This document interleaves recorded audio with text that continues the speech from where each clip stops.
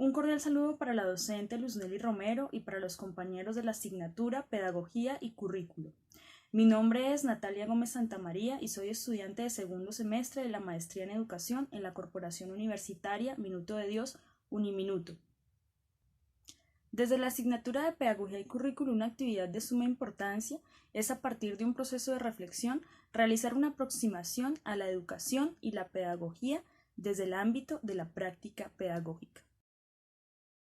El autor principal, a partir de cuyos aportes se adelanta este ejercicio, es el profesor Carlos Calvo Muñoz, doctor en Antropología de la Educación y docente de Sociología y Antropología en la Universidad de La Serena, ubicada en Chile.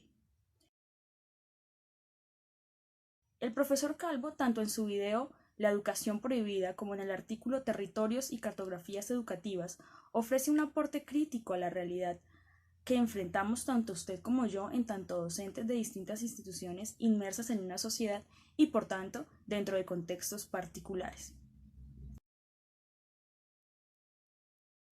Este autor entiende la educación como un proceso de creación de relaciones posibles, donde lo posible lo limita con lo probable y lo probable con lo realizable. Ahora bien, entiende la escolarización como un proceso que se ha centrado en la repetición. Por esta razón, puede plantearse que la escuela está cerrada al mundo exterior, ya que se ha enfocado en la enseñanza de verdades que están en un mapa, pero no en el territorio que se constituye como la realidad contextual de los educandos.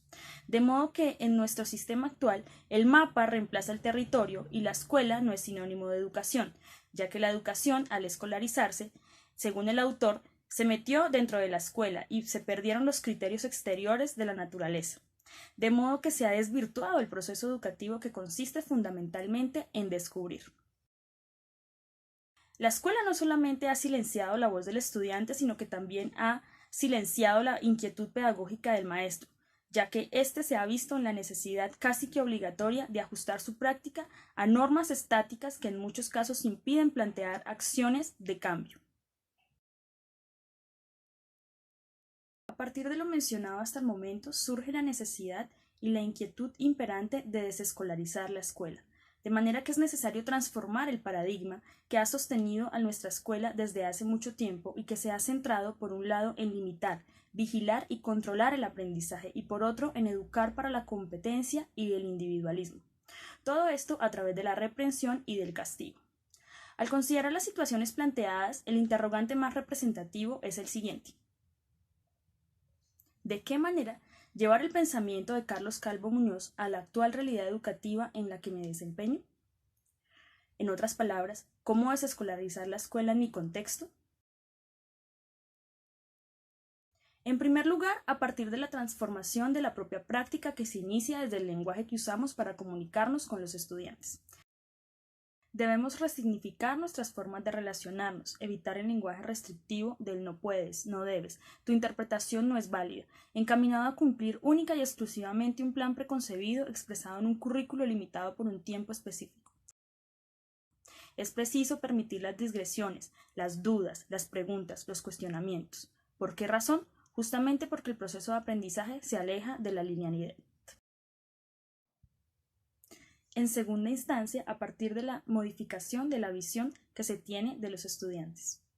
Puesto que históricamente los hemos visto como los sujetos que desconocen y que vienen a la escuela a adquirir conocimientos, entonces el docente monopoliza dichos conocimientos, toma una sola voz y no reconoce la importancia de que el educando también es un agente en su proceso y construye y comparte saberes. En tercera instancia, mediante una consideración del error desde una perspectiva positiva, en la medida en que facilita la indagación respecto a nuevas estrategias para solucionar problemas contextualizados.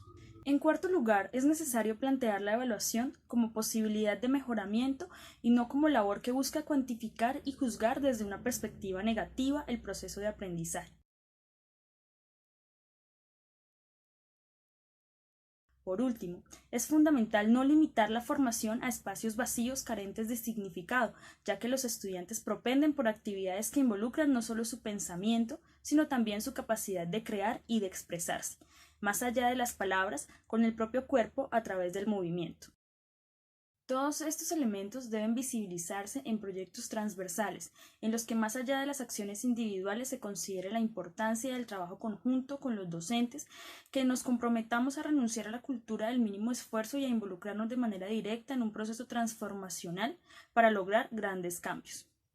En estos proyectos es necesario involucrar también a los núcleos sociales de los estudiantes, cuya base principal es la familia, ya que en el proceso de enseñanza-aprendizaje deben confluir las fuerzas de estos actores de manera sinérgica. Estas propuestas necesitan relacionarse con el proyecto educativo institucional y, en consecuencia, con la misión y visión, así como la intencionalidad pedagógica del plantel educativo. Estos proyectos deben caracterizarse por el compromiso de todos los actores involucrados, donde haya un trabajo colaborativo y un esfuerzo por construir propuestas atractivas en las que se tomen en consideración las subjetividades de los individuos y se reconozca la importancia de la educación emocional como parte esencial del proceso de aprendizaje que posibilita la creación de ambientes donde la comunicación asertiva es un mecanismo eficaz para evitar la violencia y mediar en los conflictos que se presentan. Es importante también que estos proyectos se construyan a partir del reconocimiento del carácter único del individuo, el respeto por la diferencia, la curiosidad y la flexibilización. Su planeación constituye un proceso que debe posibilitar la formación para la vida y para el descubrimiento a partir de los intereses de los estudiantes, reconociendo sus capacidades para aprender, criticar, reflexionar, crear y, sobre todo, indagar.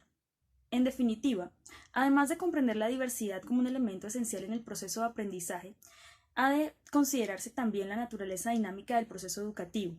De este modo, y con esfuerzos comunes, lograremos cambios significativos en paradigmas que hasta el momento han limitado a los educandos hasta el punto de invisibilizarlos.